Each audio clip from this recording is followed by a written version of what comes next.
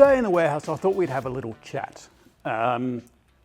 We actually get quite a lot of questions like, what sort of tyre should I get for my 4x4? And we did our amazingly popular which all-terrain video, which if we're organised, we'll actually put a link up in the card up here or there or wherever it is. But the other question we get is more of a broader thing, like what tyre for my 4x4? What tyre for my SUV that I might take off-road every now and then, or I might take off-road a lot. So I figured we'd actually go through the full spectrum of tyres that are available for your 4x4, for your off-road vehicle, for your on-road vehicle that goes on the Grappler every now and then. And although I could feature all the tyres behind me, that would make a feature-length film that nobody would ever watch. So I've just picked out samples of tyres, and we've got 11 tyres to get through today. So hopefully they actually fit. So hold my beer, watch this for some sort of skill, and we'll see how we go. So I wanted to start off at the highway terrain end of the tyre spectrum. So, and this is probably fairly similar to what comes out on your brand new car when you bought it, although quite often what actually comes on a brand new car when you buy it is actually less aggressive than even this. So this has nice deep tread. Actually, I'm going to go slightly off script. I have over here some tyres that came on Chris's new 300. And so these are the OE tyres that came on the new 300 series Land Cruiser that Chris got. And you can sort of see even here there's a bit of difference between the OE tyre and the aftermarket. So this is a Kumho Krugen HP71, and this is a Dunlop Grand Trek AT3, and this is marketed as an all-terrain. This is marketed as a, what is it?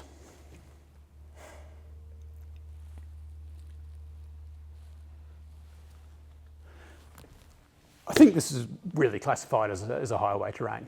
So, I mean, what I wanted to say is that OE tyre that came on the Land Cruiser, probably the first notch, if you're just looking for a friendly tyre that's going to be excellent in most seasonal weather.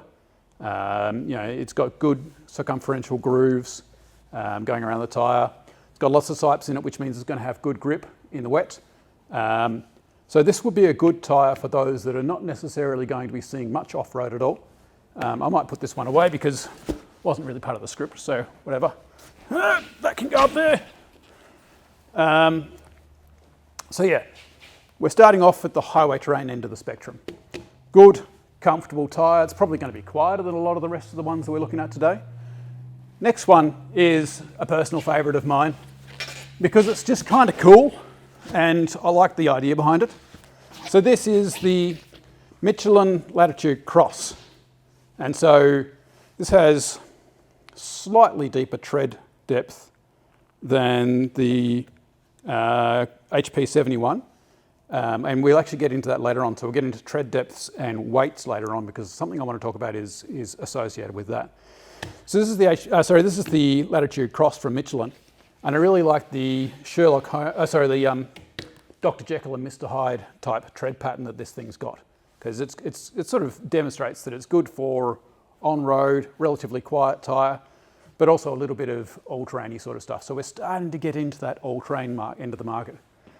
Next we have, what have we got next? The new BFG Trail Terrain. So this is part of a burgeoning market of all-terrain tyres that have a lot of, not necessarily highway terrain inspired features, but they have features that are going to make them more tractable on the road and quieter and more comfortable and that sort of thing. So this slots in underneath the K02, which we'll get to later on. But you can sort of see the logical progression now of highway tyre, mostly highway tyre, starting to get into the all-terrain sort of goodness. But next I'll bring onto the spectrum the Yokohama G015. And I apologise if I pick out the wrong tyre at some stage, because there's a lot of tyres to get through. And I'm probably going to have to do a bit of a reorganise as well. So this is the G015. And This is actually a favourite tyre of mine to recommend for a lot of people that are not necessarily going off-road a lot, and not necessarily expecting a huge amount of like extreme traction and that sort of thing. But it does get reviewed as an amazingly good all-terrain tyre for what an all-terrain tyre is actually intended for. So it's got really deep tread, which we'll get into later. It's got good protection. It's still a 2-ply sidewall tyre. So you can sort of see again, it's a little bit like the highway tyre, sorry Yokohama, but it has deeper tread and more aggressive tread as well, and wider sidewall, wider spaced sidewall, not sidewall, I'm losing it already and we're probably only about 4 minutes in. Wider spaced shoulder lugs. So yeah, that's a good example of a proper start to an all-terrain tyre. Toyo AT3, this tyre. So you can sort of see that we're starting to get into tyres that have still got this circumferential groove, but they've got wider spaced tread blocks. So they're going to be a bit more grippy off-road. I'm not promising that I've got all these in the right order as well, so once we've got them out, we might do a bit of a reshuffle too. So I've got these wider spaced shoulder lugs, that sort of thing. And so this is a more aggressive all-terrain, but it's still in the 2-ply sidewall category. So it's still going to be a slightly more comfortable tyre on the road. So what next? Next, we're going to the Falken Wildpeak AT3W. And this is an interesting tyre because it's still classified as a 2-ply sidewall tyre, as in 2 plies of fabric and metal and whatever else they want to put on the side here. But it has a funny sort of, it's not even sitting straight, it has a funny sort of turn up at the top here, which means that it's actually a really durable but more heavy tyre as well. And again, it's got these wider spaced shoulder blocks, closer spaced middle blocks in comparison to some of the tyres we'll talk about later, but it's still quite an aggressive all-terrain. Why is that not sitting straight? Anyway, we'll move on. The K02, this one here. So this is the first of our 3-ply sidewall tyres. And as you might be able to tell from the sweat that I'm working up, it is actually, we're getting heavier as we go along the spectrum. So K02, it's pretty much the granddaddy of them all. It's, you know, not that it's that old, but it's the one that everyone refers to. And probably on the more aggressive end of the spectrum from where we started off. We started off all the way down there. But now there is more aggressive tyres out there. So what are we going to get into next? The Nitto Ridge Grappler. Let's actually see if side by side these actually look more or less aggressive than the K02. So going from the K02 to the Nitto Ridge Grappler, and you can see we've got wider spaced shoulder blocks going on here. Still this relatively densely packed middle. We've still got sort of these circumferential grooves going on. Just for reference, circumferential grooves are actually good for water evacuation. So if you see something like the big channels here or these 4 channels over here, that means they're going to be better for getting rid of water theoretically. Again, what the magicians at the tyre factories actually work out is sometimes different from what you think is going to happen. But this is a 3-ply sidewall tyre, and it's what's called a hybrid tyre. So it takes reference from the all-terrain market and takes reference from the all-terrain tyres and takes reference from the mud-terrain tyres. It's somewhere in between, but probably closer to an all-terrain really, but maybe the carcass itself comes from their fancier mud tyres or is inspired by that. Let's just put on some music for a second whilst I do a bit of a reshuffle, see if we can actually fit more tyres in.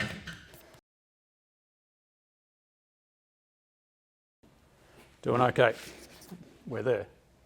All right, so next we're going to get into our first of the mud terrain tyres. So this is the Maxxis Razr MT. Where are you? Down here. Whee-ya! So you can see, now that we've stepped up a notch, so much more voids in the shoulders in comparison to the Ridge Grappler, the hybrid tyre. So a hybrid between an all-terrain sort of tyre and a mud-terrain sort of tyre. But the lugs are so much bigger here, and tread depth is increasing as well, but again, I'll talk about that later on.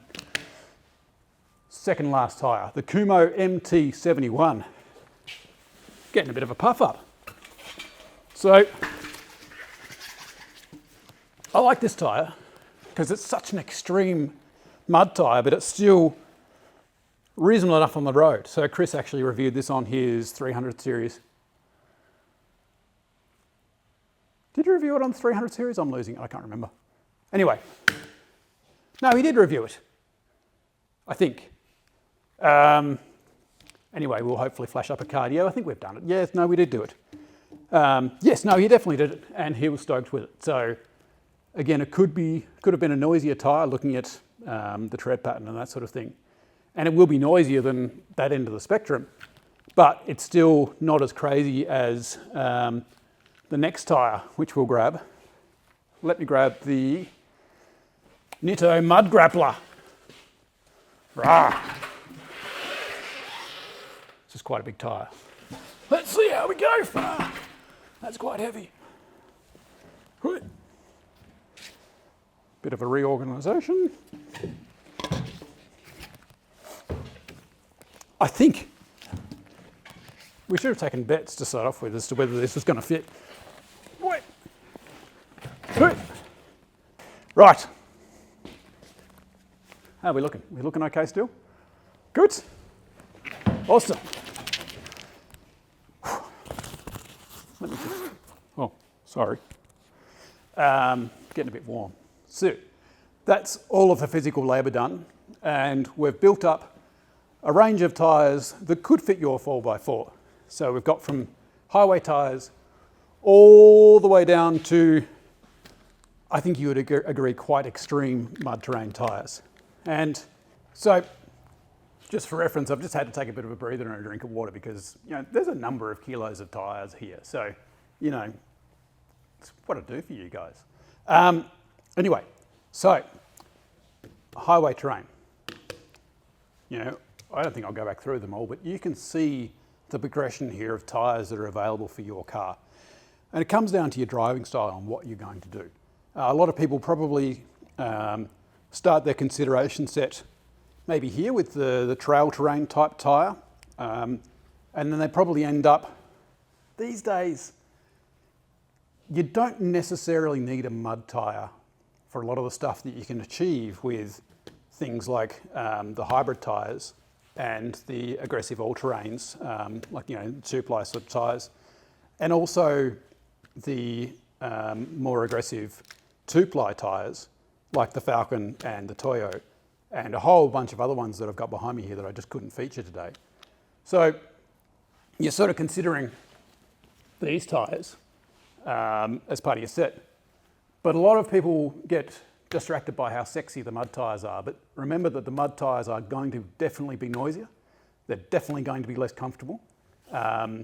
Even feeling the carcass between the three-ply aggressive all-terrains and hybrid tyres and the carcass on the mud tyres, they're a lot stiffer a tyre than what you're going to find down here. So, I mean, have a think about it. Are you going to be commuting on this thing? How often are you actually going to be getting off-road? Like really, really, really. Looks is probably a big thing as well. So we're starting to see the aggressive looks that people want, like at this end with the Mud Grappler. They look absolutely spot on a aggressive car because, you know, they've got the tread pattern. But we're seeing the looks start to trickle down as well, where you're actually seeing like more aggressive shoulders appear on tyres. Like I'd actually pop the trail terrain out if I could, but it's a bit stuck. But the trail terrain has reasonably aggressive looking shoulders, but it's at this end of the market. If you're not necessarily commuting in it as much, or if you can put up with a little bit more discomfort for the aggressiveness and that sort of thing, then this end of the tyre market is the way to go. I always think that for people who are going on long trips around Australia, that sort of thing, definitely this middle to a more aggressive part of the spectrum is the way to go. So particularly the Ridge Grappler and things like the Maxxis, Razr 811 and the Toyo RT and that sort of thing that are in this segment with the Ridge Grappler are actually spot on. And actually the Yokohama G016 as well is what I would say for your grey nomad type, grey nomad type that are going to be tripping around Australia and need more puncture resistance, and they're happy to put up with a little bit more discomfort for the trade-off that they're less likely to be stuck on the side of the road somewhere, and also able to dig through more stuff. What about sand though? You're going traveling, you're going to be doing a lot of sand. Even though you feel like you should be going this way, you're more likely to actually dig a deep hole for yourself if you don't know what you're doing with a more aggressive tyre in the sand. So interestingly, in the sand, when you start off, you should actually deflate the tyre down a bit, which means you end up with more tread face. So that means that more of the shoulders, the aggressive shoulders, actually get into the traction of the vehicle when you're on the sand. And the more flexible the tyre, the more tread face you're going to have on the sand as well. So you're actually, if you're spending more of your time on the sand, then you're probably actually better off at this end of the spectrum. Like the Yokohama G015 is actually a spot-on example of a good sand tyre, because you've got a good flat tread face and it's still relatively flexible, and so it's going to bulge out nicely. So, I mean, people are going to say in the comments that yes, you can just go down a little bit lower in pressure with these mud tyres, but they've still got such a stiff sidewall that you're still not going to be as good particularly for somebody who's getting into the sport, getting into four-wheel driving on sand and that sort of stuff, as a slightly more forgiving tyre at probably this end of the spectrum. What I did want to talk about was the potential penalties of going towards this end of the spectrum in terms of fuel efficiency as well. So what I might do is I'll actually list off the weights of these tyres. So these are all for 265/65 R17 tyres, and if they're not, because I couldn't find that size, then I'll let you know.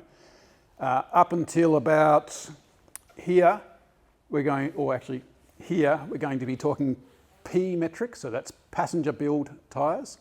And from about here onwards, we'll start talking about LT tyres, so light truck tyres.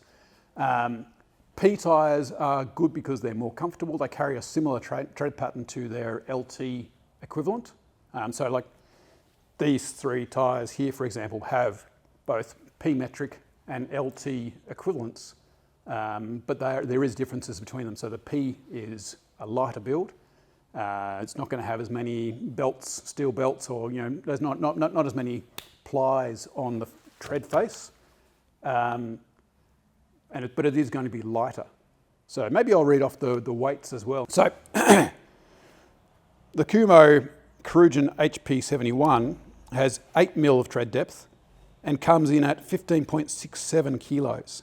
That's the 265/65 R17P.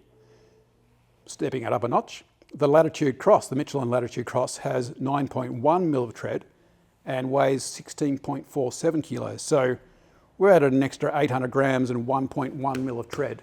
So remember, all of these tyres are different sizes, but we're talking about the one size in this analysis. Stepping up a notch, the BFGoodrich Trail Terrain in that same 265/65 R17P comes with 10 mil of tread and weighs at 19 kilos. So we've put on 2.5 kilos in between these two tyres. But we've also gained 0.9 of a mil of tread depth. Tread depth is good because it's good for gripping, but it also means that the tyre potentially is going to last longer because you literally just have more rubber between you and the road to wear off. Speaking of which, one of our champions in terms of tread depth is the Yokohama G015. So that has a tread depth of 9.5 mil on the P metric, so actually not as much as the Trail Terrain, but on the LT it has a tread depth of 13.5 mil, which is pretty deep. So the P metric G015 is 17.1 kilos, so a little bit lighter than the Trail Terrain, but the LT is 21.27 kilos. So even between the P and the LT in the G015, sorry, lots of acronyms, we're looking at basically 4 and a bit kilos between the two tyres for the 265/65 R17. So again, you can have pretty much this tread pattern, but you can have it in a slightly more comfortable, but perhaps not as long-term puncture resistant and durable carcass. So that's the toss-up. What about this one, the AT3? So in the P metric, it has 10 mil of tread depth, so half a mil more than the Geo15, and it weighs 17.2 kilos, so there's only 100 grams difference between these two tyres. In the LT, we have 12.9 mil of tread depth, and it weighs in at 22.2 kilos, so 0.6 mil less than the Geo15, but it actually weighs almost a kilo more, 900 grams more or thereabouts. Step it up a notch, we'll introduce the Falken Wildpeak AT3W, and again, same size, we have a P metric and an LT size here again. So the tread depth on this one is 10 mil, sensing a bit of a trend, 10 mil, and the weight on the P metric one is 19.2 kilos. So that's actually almost 2 kilos heavier than this one. And again, I think that is because of the heavy build and that extra little turn up on the ply. In the LT though, it's got 13.5 mil of tread, same as this one, same as the Geo15, and a little bit more than this one, 0.6 of a mil more than this one. But it comes in at 24 kilos, so that's almost 2 kilos more than this one, and 2.5 kilos more than the Geo15.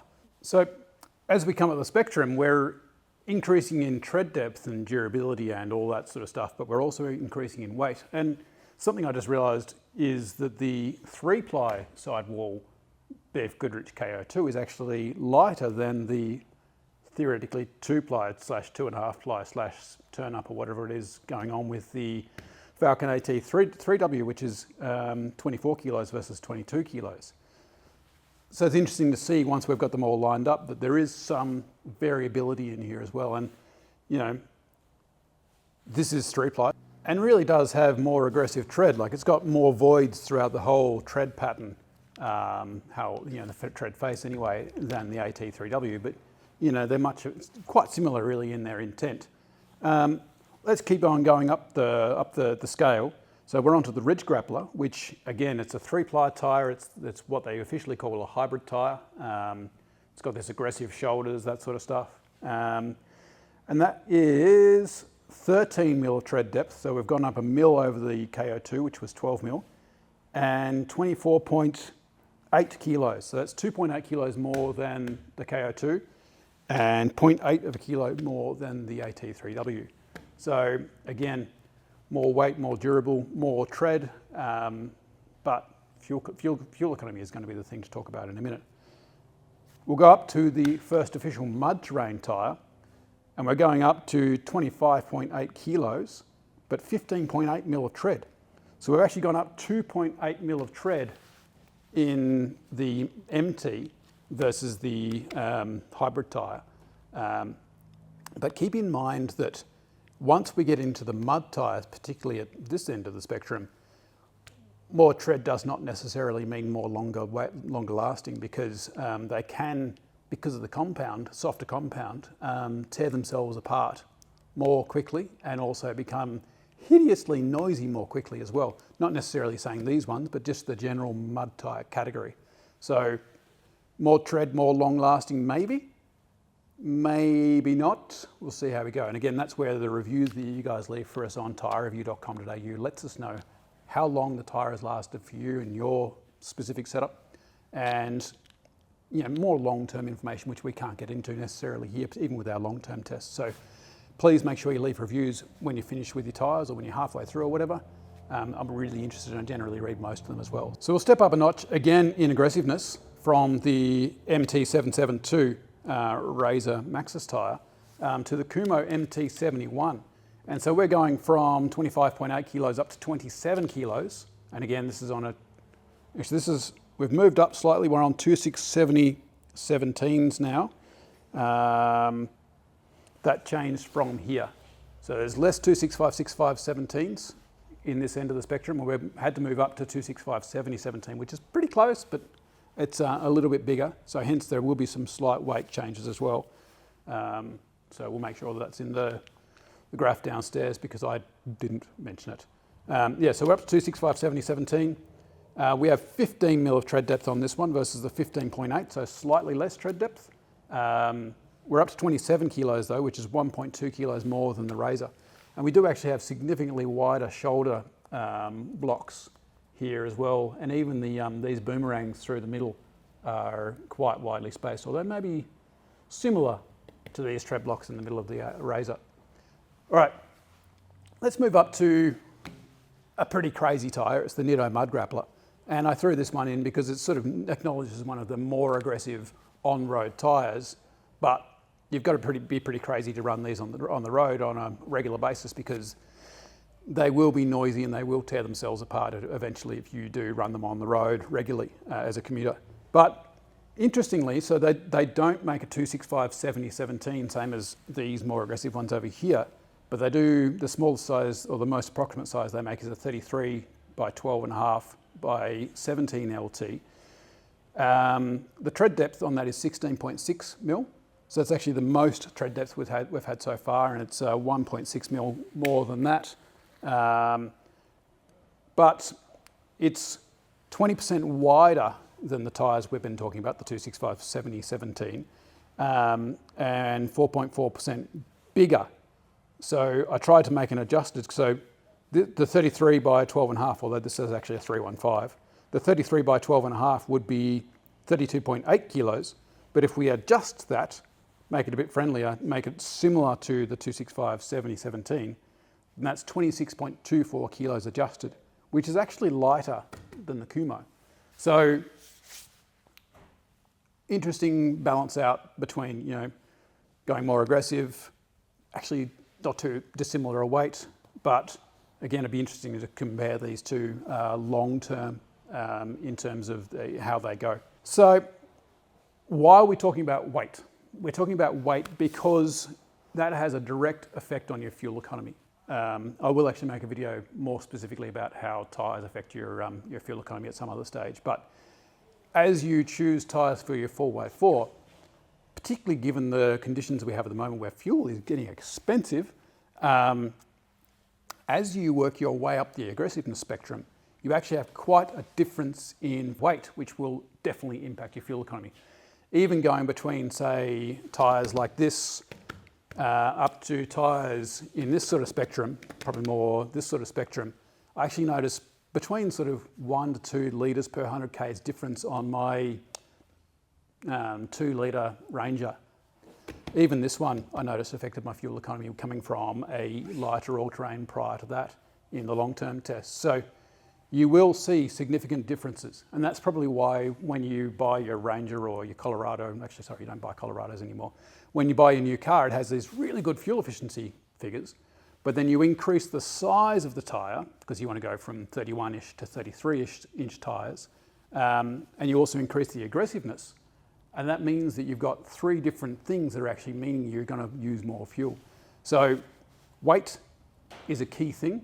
Size is a key thing because your vehicle has to drive something bigger and heavier every single time you get going. Once you're on the highway or something like that, then it's not going to be as different, but it still will impact on it. But it's really that initial energy that it needs to put into moving the tyre that's going to affect it. But on the flip side, there is actually a balance point in here somewhere, I'm not sure exactly where it is, where the additional tread depth means that the tyre will last you longer. So, I mean, I'm actually quite surprised that the HP71s, they have 8 mil of tread. So it's actually more than I thought it was going to be. But it steps up significantly. I mean, probably the G015 is almost the sweet spot for tread depth. And if you remember Dave, who reviewed his G015s with us a few years ago, I ran into him the other day and he's still running them. And they are, sorry Dave, they're pretty screwed. But he's got a lot of Ks out of them and maybe should have aligned his car more often than he hasn't. But they've lasted him a long time and he still swears by them and they're still good in the wet and all that sort of stuff, even though they're worn right down. So in this circumstance, more tread depth, more better. And again, we've got lots of tread depth going up through here. but it might sort of fall off at this end. So let's talk about some aspects of what you might be doing. So if you are somebody who is relatively new to this sort of four-wheel drivey sort of stuff, you've got kids, you've got, you just wanted to go some gravel roads and do some adventuring, then this end of the spectrum is absolutely fine. Probably wouldn't put my name on saying that this one would be more for better for much more than gravel roads and that sort of thing, but I think it probably would be fine. And it's always surprising how far you can push tyres with the right level of driving and being conscious of things and not being an absolute tool. As you get down this spectrum, so I like to pick on the G015 because it's been around for a while and it's a really good example of an all-terrain tyre that's got a lot of tread and it's surprisingly good off-road, but it's still surprisingly tractable on the road as well. So it's a pretty good example of a tyre that's hit that balance quite well. And then we go into the slightly more aggressive all-terrains, the two-ply tyre like still a two-ply sidewall tyre like the Toyo AT3, although there is one three-ply tyre that I forgot to mention in the long-term review, in the studio review of this one, so keep an eye out for that one. These ones are still relatively comfortable in comparison to the three-ply tyres, but they are more aggressive, so hence they might impact your fuel economy a little bit more. Again, comes down to your driving, etc.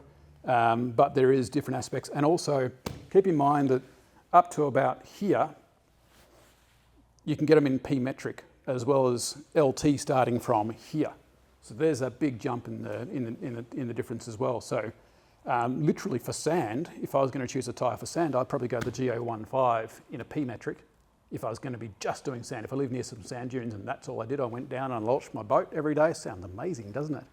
But I would go with these in the P metric, and I would live a long and happy life and have no tyre problems. Sorry, that was a bit of a digression. Maybe it's something coming through in the back of my brain saying that I need to go fishing more often. What am I saying? Oh yes, so as you go up the spectrum, you're so much more hardcore. They're going to look more aggressive on the car, but they're going to get noisier, they're going to use more fuel and not be as comfortable in the car. So, that's the other thing I was going to say is the difference in weight I found between that end of the spectrum, this end of the spectrum, it's actually quite astonishing. So you're looking at, for the MT71, which was our largest tyre on test today, that's 27 kilos on the 265/70/17 LT. And the HP71 is 15.67 kilos on the P metric equivalent. So the 265/65/17. So you're looking at close to 12 kilos difference between these two tyres, which is seriously going to affect your fuel economy, but you're going to be seriously more hardcore at that end and probably more comfortable at this end. It'll be interesting to see the difference in them in the wet, definitely because they're mud tyres, they're not going to be as good, but scaling it back a little bit, I had a really good experience in my long-term review on these, and they were actually astonishingly good on the wet. This is the Ridge Grapplers.